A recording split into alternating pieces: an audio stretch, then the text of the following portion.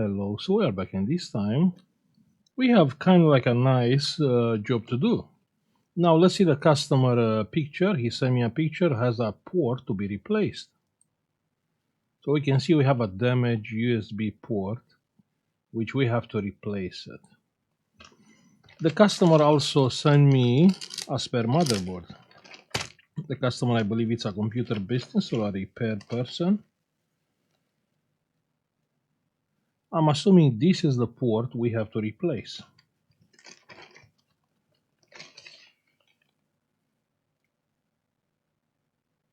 Wait a second, but why we have...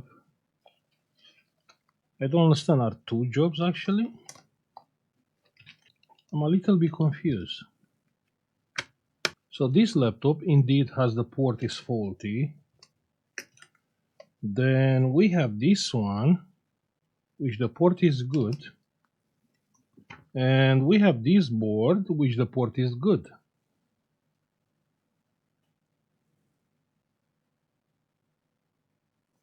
So I'm confused, 1 second. Okay, the customer just emailed me back, said those are for spares. And what matter is this port.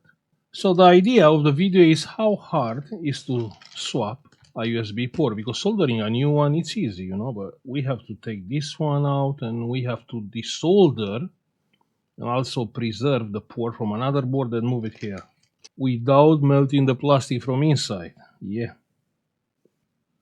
First, we're gonna take the board out because we don't want to melt the plastic. So we can take the board out, yeah, without the battery. Actually, we didn't test it. The laptop is working or not. Pressing the power button and the laptop it is coming on.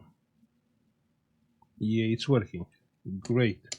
Then we can unplug the battery and now we can take the motherboard out. And the motherboard, it's out. Yeah, we didn't have to take off the fans. So now we have the motherboard here. That's the port. And we're gonna take the port out with max temperature, 480 degrees. We can use a little bit of flux, rosin flux, just a little bit. Perfect. Now we can take the port out.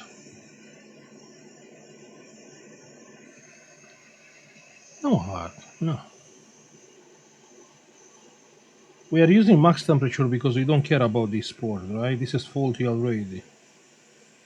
Obviously, using max temperature, you're gonna melt the port.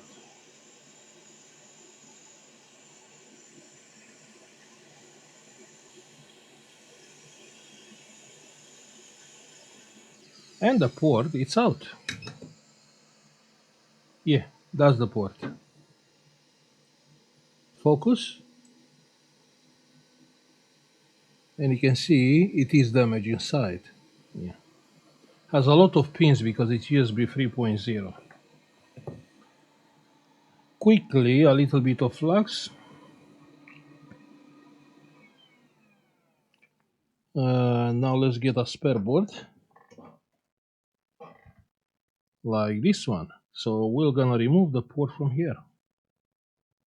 Same story, but this time we are using 320 degrees. Yeah. 320. And you have to have patience. Yeah. I mean, it'll be a little bit longer, probably like 2 minutes to get the board temperature higher so the port can desolder. But with this temperature, we cannot melt the plastic. Yeah, each manufacturer is using different solder, so we have to raise the temperature. Let's try with 340. We should still be fine with 340 degrees. Kind of like a limit, 340. But even with 340, I can't believe. I can't take it out.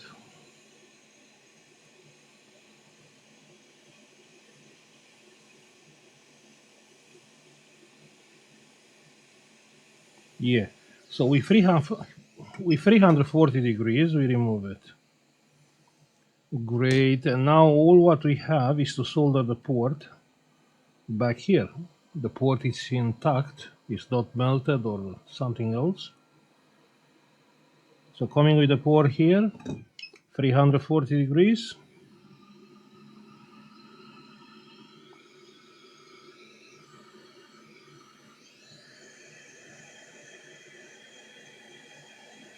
You can change the solder. If you want more leverage, you can change the solder with low melt solder. But with 340, I think we are fine. If you change the solder, then you can lower the temperature, and you will not have to be concerned about melting the plastic. The port is moving, but it's not there yet.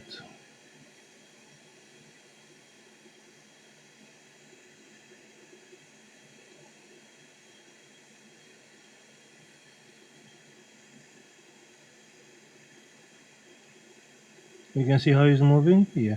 So now it's inside. Now it is soldered properly. Can we check that? Yeah.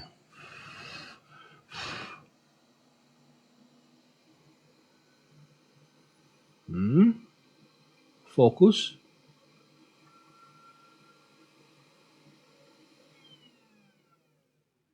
Yeah. Let's check that. Not sure if you can see, but each pin is it's inside of the hole and is soldered properly. Here you can see it better. So check that. Yeah. Every pin is coming out from the hole. You can see, and it is soldered.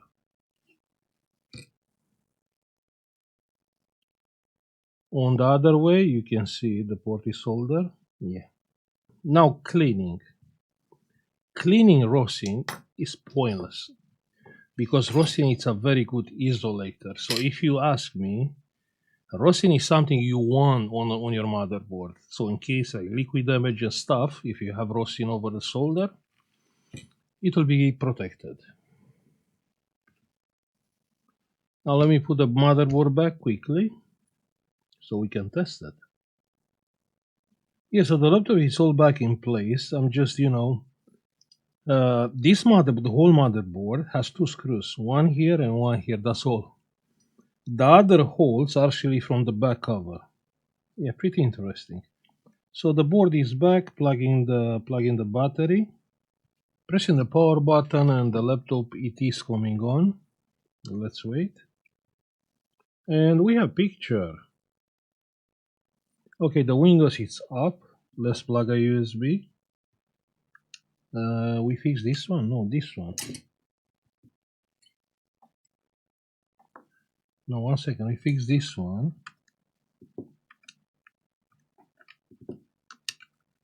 Plug in the USB. You heard the noise? And there is a problem with the USB. Yeah, that's my USB, and it's fine. Continue without scanning. And we have our USB, and we have a movie on it. Huh? Check that. You can see it's saying USB drive. And if I'm going here, you can clearly see the USB is here. So it is working fine. Perfect. So it was hard? No. Of course, I'm hoping the customer watching the video so he can do it next time. Now, a few points I'm trying to make. I always prefer to use a second-hand part, a second-hand port. Yeah, second-hand port is coming with the pins aligns for the board. It's coming with the solder onto the pins, and also the quality of a second-hand port. Is same like with the original. When you buy a new port, and I have a lot of surprises buying new ports, and actually the solder is not getting into the pins. So this job is a lot easier if you use a second-hand port. The same rule apply for the chips and whatever the other components. Yeah, try to avoid new. Use used. At least the components are genuine. So I'm gonna stop here. I'll say thank you for watching. Like, subscribe if you like the video, and see you on the next one. Bye.